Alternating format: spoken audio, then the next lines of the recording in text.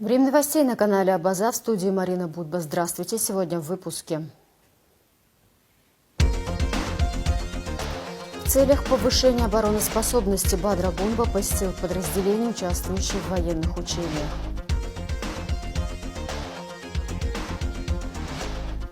Демонтаж торговых павильонов. Идет подготовка к масштабной реконструкции набережной.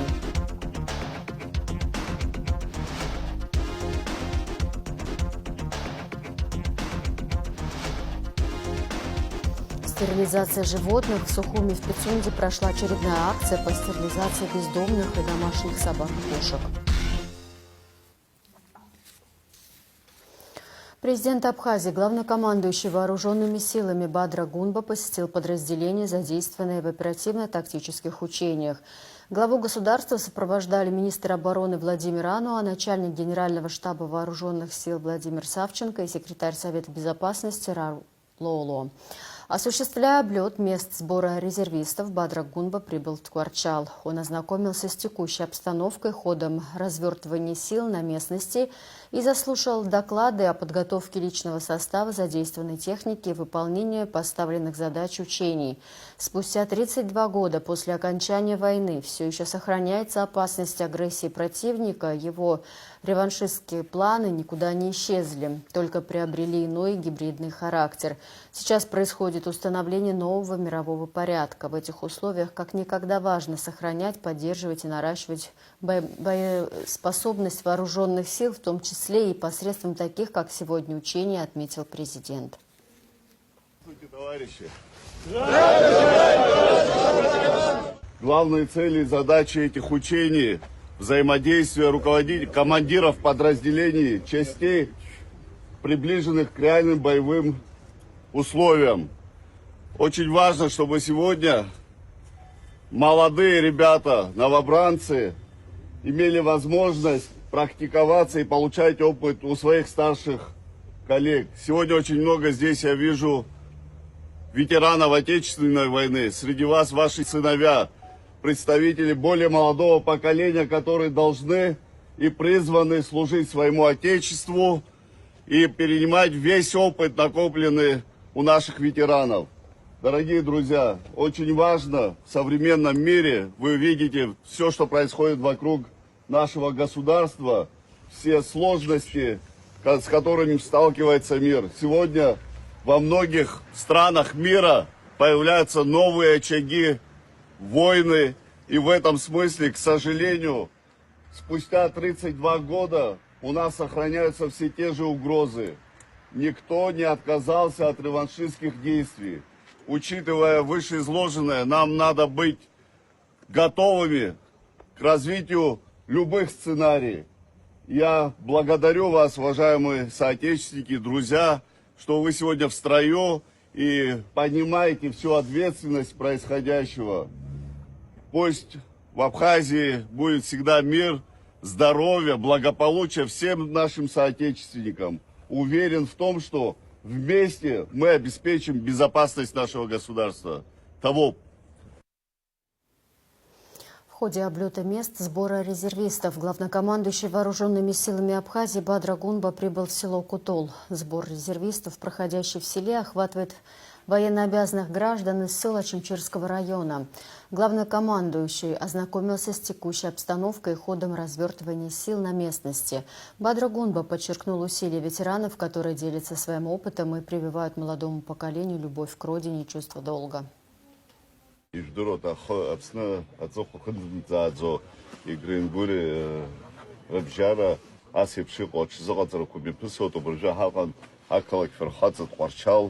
Лаги, бригада, охотарнакша, езет, имипургот, асипшико, отзакварынок зара, абраигалу, обживик, ветеранцу, ялсха, аудироку сбахошоп, ахера кастот, шаришумо, пыша дыр, чуцишува головшюстша, хтолова и разнашгарцеза, абрагаларапя фронт янарпшез, афархатара, Агумшара, Ябзорана, Хаважлорги, Патрюка Нархейт, и Райбишра Дудза, Яйра, Заганги, Акыр Аџьбаа жәбеит, убри азыҳәан ҭабуп ҳашәазшәа сҭахуп, иҟаҳҵахьоу азгәаҭаны, ҳаԥхьаҟа иҟаҳҵоз ԥхьагәаҭаны, даҽазныкгьы аҽазыҟаҵаратә усмҩаԥгатәқәа амҩаԥгараҿ хрылашәырхәыз ҭабуп даараӡа. Иманшәалахаат шәус, иманшәалахаат ҳус, ҳажәлар рус ԥшӡахаат. Ара тәылахьчара иаҵанакуа аподразделениақәа реимадара аусқәа мҩаԥысуеит, ижәдыруеит, ас еиԥш иҟоу аҽазыҟаҵарақәа уанӡа иҟаӡамызт, хымш иҭагӡаны, ухи, ҵхи, шьыжьымҭани, ҽни абри аус амҩаԥгара ҳаҿуп. Доусы иааирԥшыз ахдыразы ҭабуп ҳашәасҳәоит.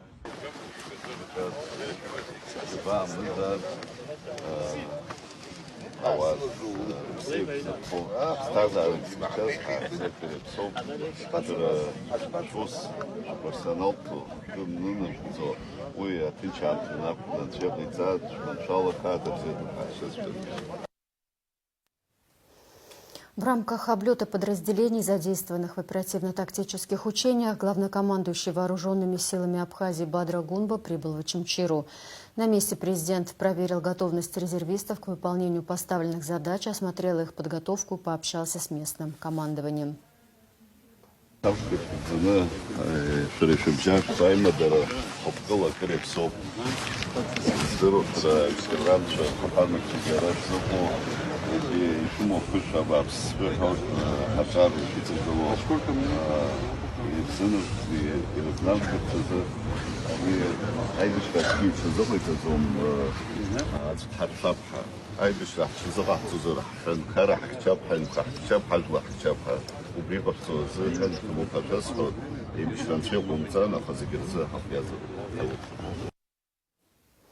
Главнокомандующий вооруженными силами Абхазии Бадра Гунба, продолжая облет мест сбора подразделений, задействованных в оперативно-тактических учениях, приземлился в Гудауте.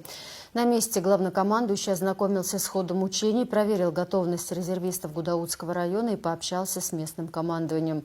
Бадра Гунба подчеркнул важность постоянной боевой готовности и успешного освоения комплексных задач, отметив, что главная цель учений – повышение обороноспособности страны. Это были сообщения пресс-службы главы государства.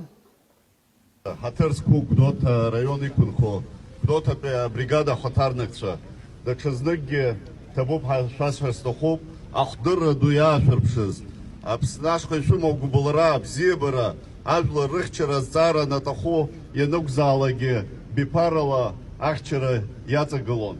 Иахьа ҳнапы иану, иахьа уажәраанӡа ихьчаны иаҳарҭаз ҳҳәынҭқарра аԥеиԥш ацҵароуп. Агәра ганы сыҟоуп, абра игыло, ара иҟам иахьа иақәымшәазгьы, шәара инықәзаалакгьы Аԥсны ахьчара шәшазыхио. Подготовку к очередному раунду женевских дискуссий обсудил замглавы МИД России Михаил Галузин с представителями ОБСЕ, ООН и Евросоюза, сообщает «Спутник Абхазии». С российской стороны на встрече была подчеркнута необходимость активизации усилий по обеспечению безопасности Абхазии и Южной Осетии и подписания соглашений о неприменении силы между республиками и Грузией. Женевские дискуссии по безопасности и стабильности в Закавказье проходят с 2008 года при участии Абхазии, Южной Осетии, Грузии, России, США, а также представителей ООН, ЕС и ОБСЕ.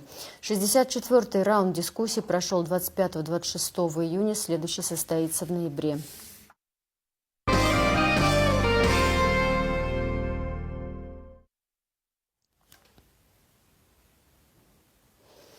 «36 инициативных групп зарегистрировала избирательная комиссия Сухума», сообщает Апсны пресс. Количество претендентов на мандаты Сухумского горсобрания на этот раз будет больше, чем на предыдущих выборах, предположил председатель Сухумской избирательной комиссии Алмаз Джапо в интервью агентству. К нам приходили представители разных партий, которые намерены выдвигать списком своих представителей, отметил он. Партия Амцахара представила в избирательную комиссию своих кандидатов. Состоится региональная конференция партии «Единая Абхазия», на которой будет утвержден список кандидатов от партии. На конференцию пригласили членов избиркома, еще несколько партий представить своих кандидатов, добавил Джапоа.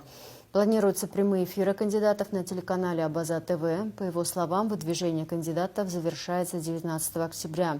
В собрании Сухума избирается 19 депутатов. В Сухуми продолжается демонтаж торговых павильонов на набережной Диаскуров. Это подготовительный этап масштабной реконструкции, который начнется уже этой осенью. На месте старых строений вскоре появятся обновленные прогулочные зоны, освещение и единообразные объекты торговли. Подробности у Заура Кварча. До 13 октября владельцы временных сооружений должны были самостоятельно убрать свои объекты. Однако часть конструкции администрация демонтирует своими силами. По данным городских властей, уже разобрано около 60 павильонов. Еще около 40 предстоит демонтировать в ближайшие дни. Буквально на прошлой неделе мы общались с хозяевами всех этих конструкций, которые мы разбираем. Предупредили, дали предписание о том, чтобы они сами разобрали то, что они могут. Что-то осталось до сегодняшнего дня, но на сегодня мы уже демонтируем всю вот эту часть, пляжную часть набережной, очищаем от каких-либо конструкций в принципе. На сегодня демонтировано 60 павильонов, предстоит еще 40 демонтировать в ближайшее время. И ждем специалистов из России. Будем заниматься дальше установкой новых конструкций и, в принципе, реконструкцией набережной в общем. По проекту реконструкции набережной Диаскуров число торговых объектов сократится почти втрое, с 70-80 до 30. Новые павильоны будут выполнены в едином архитектурном стиле. Работы на участке от кафе «Пингвин» до поворота на Маяк начнутся в ноябре. Жалоб никаких нет, все с пониманием относятся к тому, что происходит, потому что все, что мы делаем во благо, занимаемся реконструкцией. Это для города в целом хорошая история, в общем, только плюсы. И призываем к пониманию, нам необходимо демонтировать такого рода конструкции. Они никак не вписываются в концепцию набережной, которая нас ждет буквально вот в ближайшее время. Тем временем специалисты уже выбирают материалы, которые будут использоваться при реконструкции. У Сухумской крепости представили образцы камня, из которых изготовят парапеты и декоративные элементы. На данный момент мы рассматриваем несколько видов камней. Это мраморизированный известняк, это гранит, вид отделки. Сейчас специалисты с архитектурного отдела рассматривают варианты, будем выносить на обсуждение между собой, между компетентными специалистами, выбирать материал отделки парапетной части и балюстрадной части и сами колонны фонарные. Но нам, конечно же, ближе мрамор, который вот более светлый.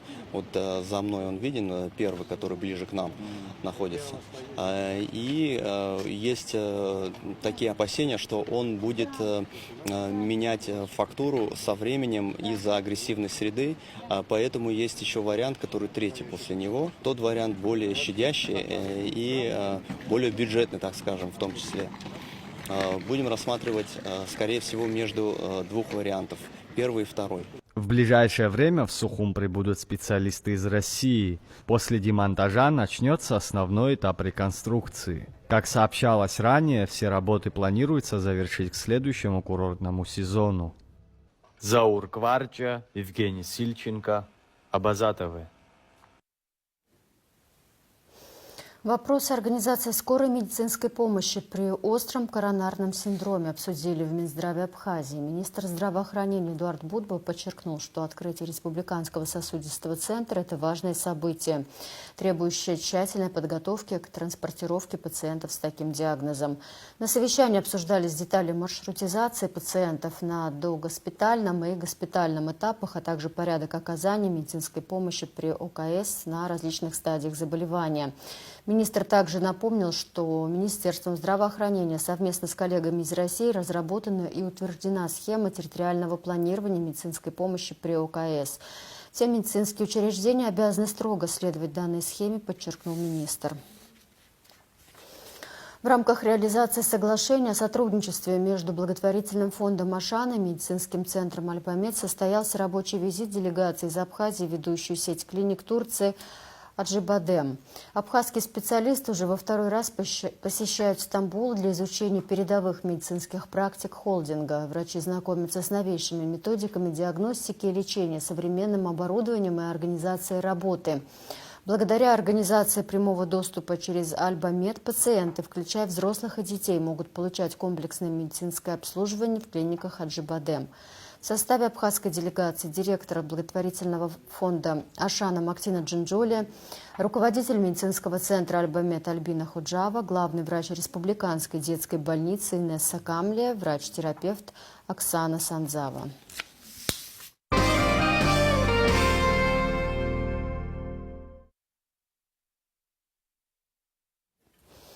Конкурс «Гостеприимной Абхазии» продлен до 31 октября. Это сделано из-за значительного увеличения не только числа заявок, но и живого интереса к конкурсу, выраженного в звонках и вопросах. Об этом сообщил координатор проекта Максим Гумба.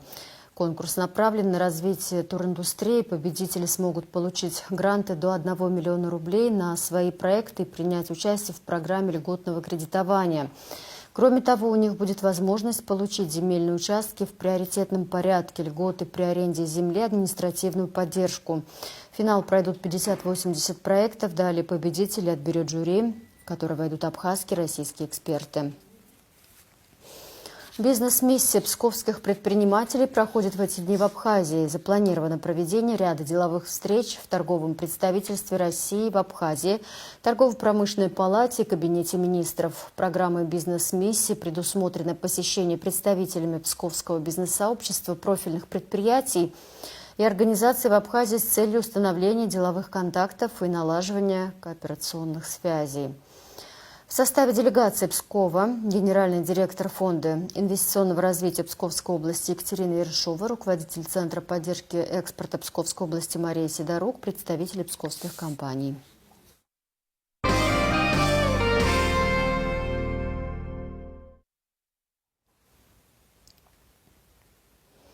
15 октября на сцене Абхазского государственного драматического театра имени Чанба в Сухуми состоится событие особого масштаба. Открытый концерт Хиблы Гирзмава и Владимира Спивакова с Национальным филармоническим оркестром России. Впервые в Абхазии прозвучит программа «Я люблю тебя, жизнь». Уникальный музыкально-патриотический проект, посвященный 80-летию победы советского народа в Великой Отечественной войне. В концерт включены любимые произведения, рожденные в военные годы и в послевоенное время. Среди авторов Василий Соловьев-Седой, Александра Пахмутова, Ян Френкель, Булат Акуджава, Давид Тухманов и другие. Начало в 19:00. Для Абхазии это будет долгожданная встреча. Народный артист СССР, артист мира ЮНЕСКО, выдающийся скрипач и дирижер Владимир Спиваков уже дважды выступал на фестивале в 2011 и 2013 годах. После выпуска новостей смотрите интервью Владимира Спивакова телеканалу Абаза ТВ, записанное в 2011 году. Первый практический день международного арт-пленэра «Краски осени» порадовал участников солнечной погодой. Более 30 студентов факультета искусств ФАГО, а также опытные художники из России и Южной Осетии разбрелись по центральной части Сухума с красками и мольбертами в поисках вдохновения для первой работы в рамках фестиваля. Подробнее Надежда Боровикова. Художественный десант высадился утром на набережной Махаджиров. Так стартовала практическая часть 9-го международного арт-пленэра «Краски осени». В течение этой недели художники, преподаватели и студенты факультета искусств, а также гости из России и Южной Осетии будут каждый день писать с натуры пейзажи Абхазии, обмениваться опытом и своим видением красоты. Камила Эзукба – одна из тех, для кого задумывался фестиваль. Студентка 2-го курса, будущий графический дизайнер, рисует сколько себя помнит, а с натуры сегодня пишет впервые. Я с детства рисую. По большей части животных я любила рисовать. С интернета брала всякие картинки. В интернете картинки, они поменьше, и мне так более легче передавать. Все эти девушки – студентки 2-го курса. Все они остановили свой выбор на одной локации. При этом картины у всех разные. Кто-то пишет причал Амра, кто-то противоположный, кому-то по душе пришлись фонари и пальмы, а кто-то хотел бы писать абстракции и искать свой стиль, как Диана Аксузян. Нас сейчас больше, знаете, учат основам, базе, чтобы на этих основах как-то потом в дальнейшем разрабатывать свой стиль. И уже как-то в этом направлении больше хочется двигаться. Рисовать с натуры – это очень полезный навык, потому что окружающая среда, она изменяется, и мы должны подстраиваться подстраиваться под это, потому что мы не можем предугадать, какая будет погода, там, какое будет небо, красивое, живописное или нет. И вот мы подстраиваемся под эту среду, и как бы в дальнейшем эти навыки нам пригодятся уже на бумаге. В этом году среди зарубежных гостей Лида Чугунова, художник, иллюстратор, фэшн-дизайнер, преподаватель Высшей школы экономики. Пленэры не совсем ее профиль, но 2 года назад она приняла приглашение основателя фестиваля Нукзара Логуа и не пожалела. 10 дней пролетели как один. Сегодня она снова в Абхазии в поисках вдохновляющей локации. В принципе, я как художник люблю именно объекты, больше крупный план, поэтому и вообще люблю деревья. Они меня больше питают и вдохновляют, поэтому я бы хотела какие-то именно деревья, завязанные с разрушенными домами, с полуразрушенными. То есть этот микс, он очень всегда красивый, такой природа разрушает и в то же время создает. Анастасия Нефедова – художник театра и кино, главный художник электротеатра Станиславского и дважды лауреат премии «Золотая маска». В Абхазию Анастасия влюблена давно, а в арт-пленэре участвует впервые.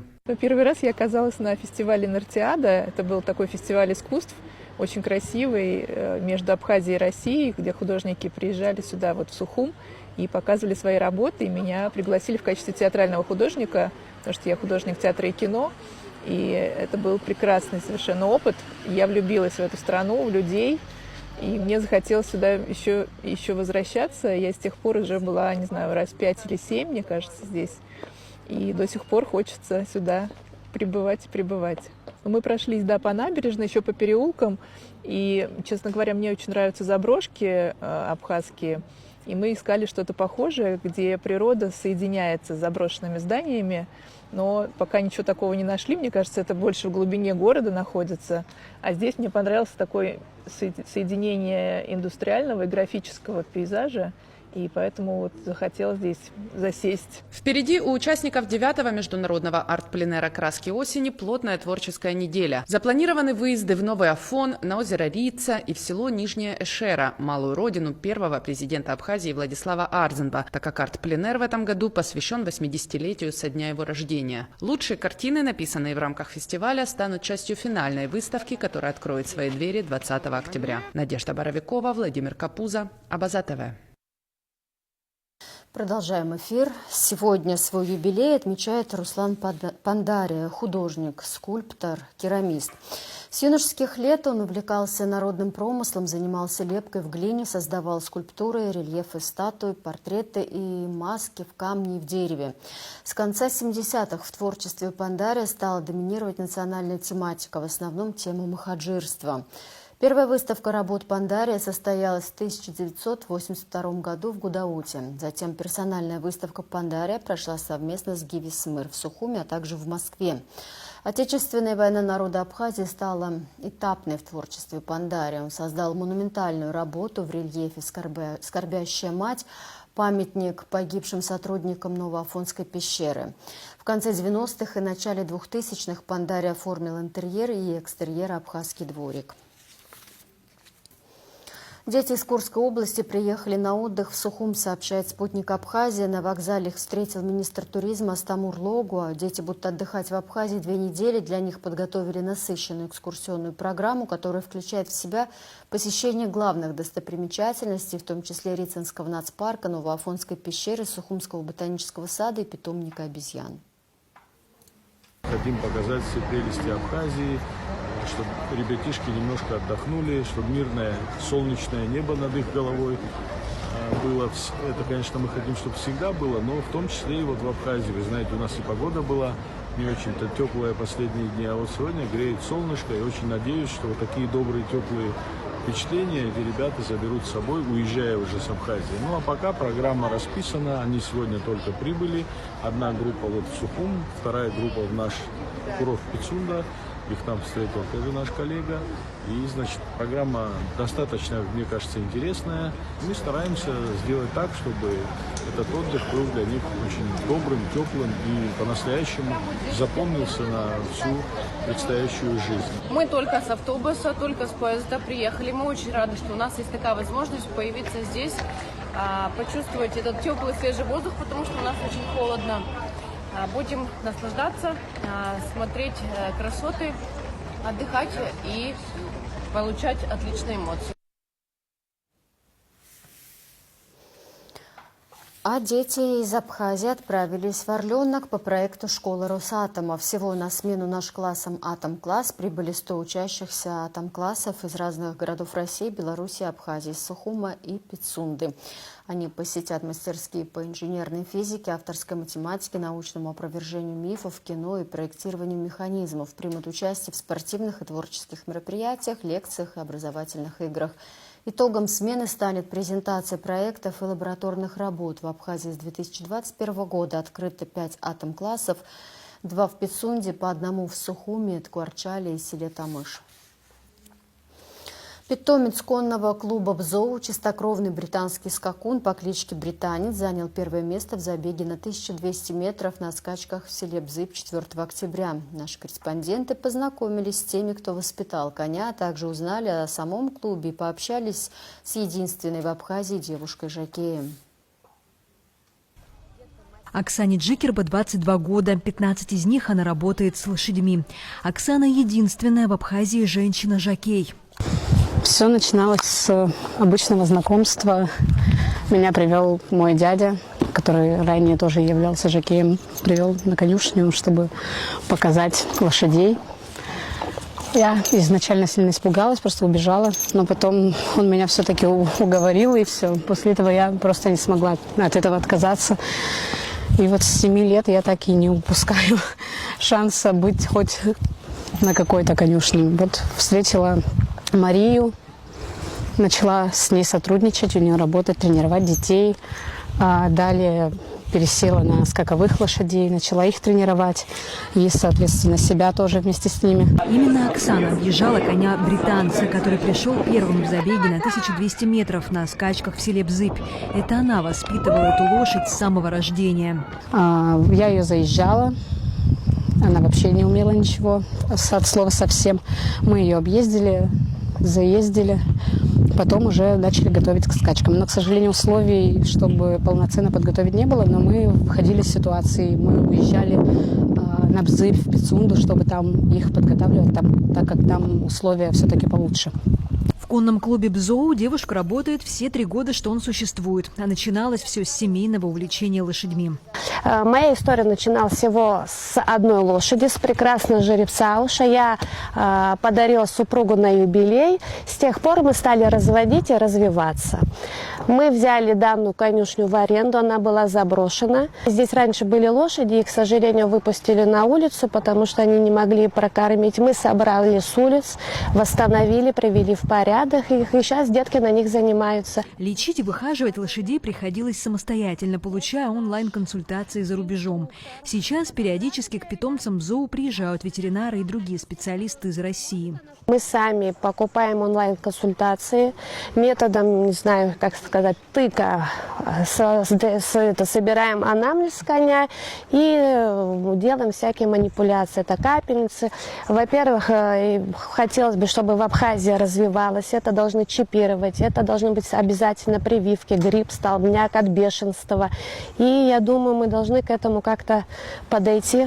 Государство должно помогать. Чтобы иметь возможность оказывать экстренную или плановую помощь своим животным, Мария поступила в медицинский колледж на отделении ветеринарии. Я поступила в медицинский колледж, чтобы как-то уметь правильно проделать им операции мини, там, которые могу. Недавно у нас порезался, мы его сами зашивали.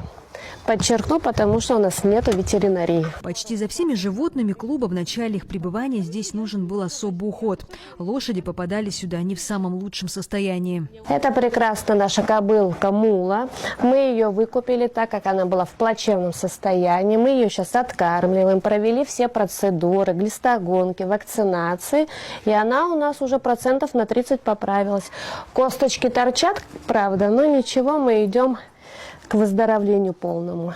Кроме того, в ЗОО после завершения карьеры попадают кони-пенсионеры. Из них получаются самые лучшие напарники для начинающих наездников. Ему 19 лет, он уже считается далеко, глубоко стареньким пенсионером, но самый добрый на свете конь. Мы сажаем прямо 2-леток, 3-леток. Да? Вот он не шугливый, он воспринимает, чем меньше ребенок, тем тише он ходит. Первое, Потом можно еще в поле, где они там. Это знакомиться с он лошадью, спокойный, учит у него правильно чуть ездит, подходить там, к он животному активный, но и садиться на коня. наша задача Какими бы ни были они объезженными, у каждого свой характер. Азарт – это один из 20 коней в конюшне Бзоу. Он полукровка, это смесь английской и арабской пород. Здесь он считается одним из самых спокойных коней, на него сажают новичков. И вот сейчас мы на своем опыте проверим, насколько он покладистый. Те, кто ходит в клуб регулярно, делают обязательную получасовую разминку, чтобы найти баланс и почувствовать биомеханику животного. И только потом начинаются аллюры, то есть езда на лошади в разных стилях. Среди юных всадников в клубе Бзоу одни девочки. Зимой и летом в любую погоду они приходят на тренировки. Но не только верховой ездой занимаются дети. Много времени они уделяют уходу за животными. Кто-то из девчонок полюбил верховую езду за скорость, кто-то за возможность общения и сотрудничества. Для кого-то лошадь – любимое животное с самого раннего детства. Я училась. Сначала мне было страшно, конечно. Сейчас мне не страшно. Я уже привыкла, это нормально. Мне нравится именно ездить на лошади, контактировать с ней. Это очень сильно успокаивает. И это доставляет огромное удовольствие мне. На будущее я хочу построить конюшню большую в Москве и в Абхазии. И вообще я хочу стать ветеринаром для коней или подковать копыта. Я очень сильно люблю галопировать, ну и в общем выходить в поля, скакать. Ну, я бы сказала то, что это взаимоотношения. Мы всегда вместе находимся практически. Мы постоянно вместе на тренировках. Я иногда с ними могу пообщаться. Что-то такое. Девочки ездят в основном на небольших лошадях. Это полукровки или кони абхазской породы. Но ни те, ни другие не участвуют в заездах. По словам коннозаводчиков, было бы справедливым, если бы устраивались скаковые соревнования и между абхазскими лошадьми. Не каждый может позволить себе чистокровную лошадь. И очень много ребят в деревнях, которые любят лошадей, но у них, к сожалению, только местная порода, и они как бы остаются в тени. Ну, хотелось бы, да, именно, чтобы конный спорт развивался в Абхазии. Как-то раньше было... Каждый, можно было сказать, что каждый ребенок, каждый пацан хотел. Сейчас уже, как вы заметили, у нас нет ребят вообще. У нас одни девочки ходят, даже некому подготовить, чтобы заняться скаковыми лошадьми. Сколько бы девчонка не работала, сил не хватает все равно на крупных лошадей. И в основном английская скаковая, они все крупные у нас. Также мы в этом году сами коневладельцы скинулись на призы, и вот кабардинские лошади у нас участвовали в скачках, в забеге. Хотелось бы, чтобы это развивалось, продвигалось. Бзоу – мифический конь Нартаса Срыкова, его верный друг и помощник. Образ коня увековечен фольклором, а значит, у коннозаводства в Абхазии древняя история. Сегодня от этого богатого наследства остались лишь крохи. Конные клубы держатся на одном энтузиазме, и не все выдерживают. Лошадям приходится тяжело трудиться, чтобы окупить свое содержание. Каждый день одной лошади нужен тюк сена. Стоит он примерно 600 рублей. Эти лошадки тоже зарабатывают себе на жизнь прогулками. Но у Марии на этих лошадей есть еще большие надежды, но уже в социальном плане. Она намерена развивать в Абхазии иппотерапию. У нас был парень, который кричал там что-то, уже после 3-го занятия, да, мы там просто его верхом сажаем, и вот он уже получил такое какое-то спокойствие, и он уже прям тянется, он не разговаривает, но когда папа его проезжает, наш поворот, ребенок говорит, пожалуйста, пальцем показывает, мол, давай заедем. Уже сейчас в Бзоу приходит несколько детей с особенностями здоровья.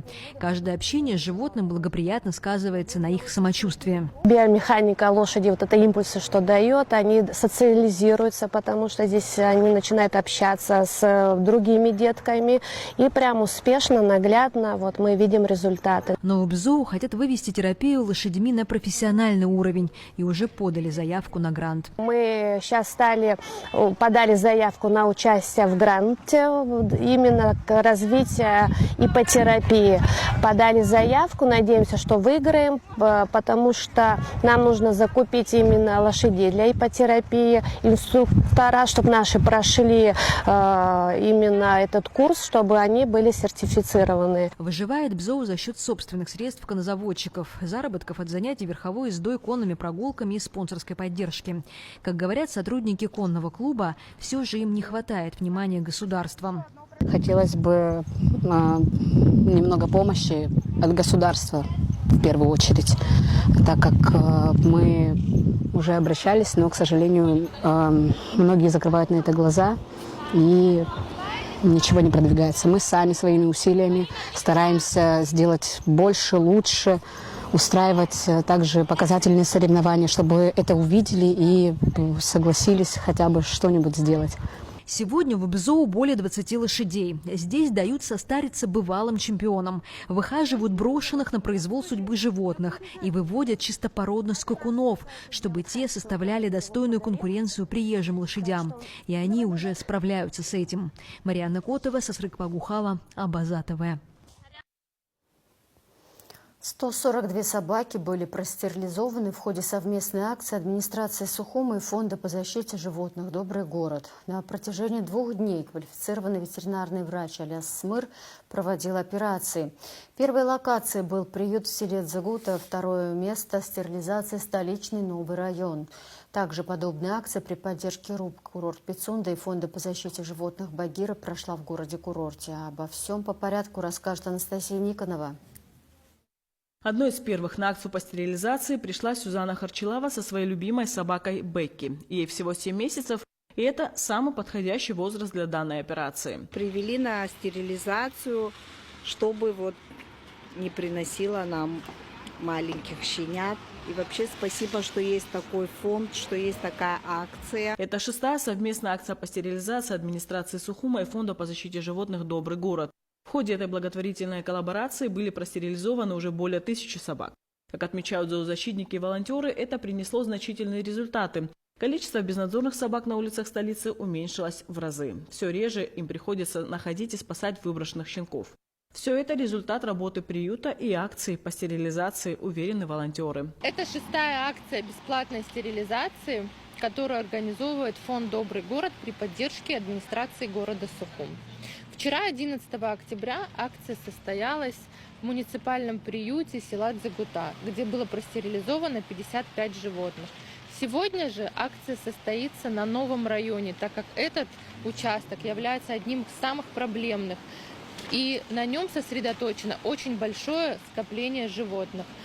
Фонд «Добрый город» всегда очень ответственно подходит к организации данного мероприятия и подготавливает всю организационную часть, начиная от аренды помещения, заканчивая памятками, попонами и многое-многое другое.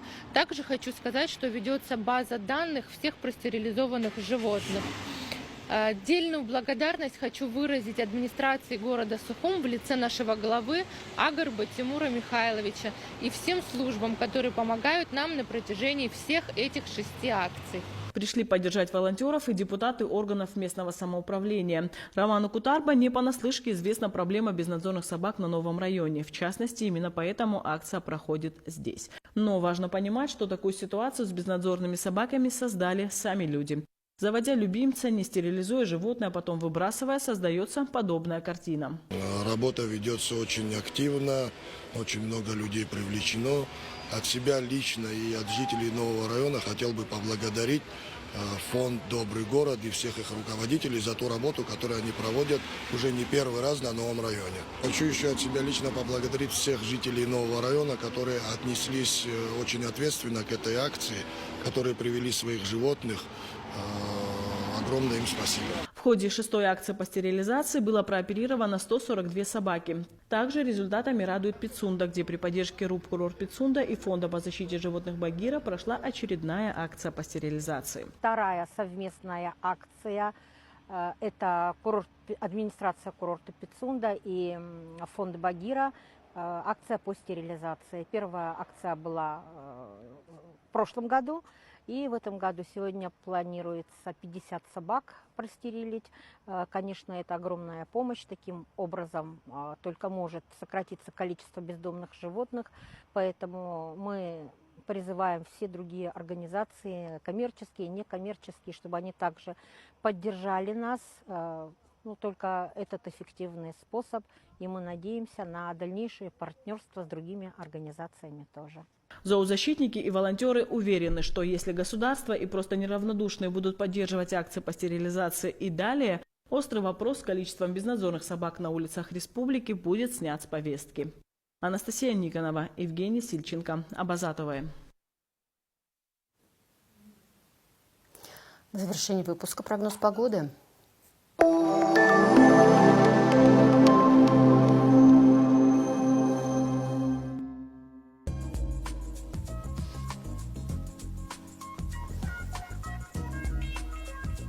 15 октября в Абхазии ожидается переменная облачность, без осадков, атмосферное давление повышенное, ветер слабый, умеренный 2,7 метров в секунду. Температура воздуха ночью от 9 до 14, днем от 15 до 20. Температура морской воды плюс 21, относительная влажность воздуха 50-70%.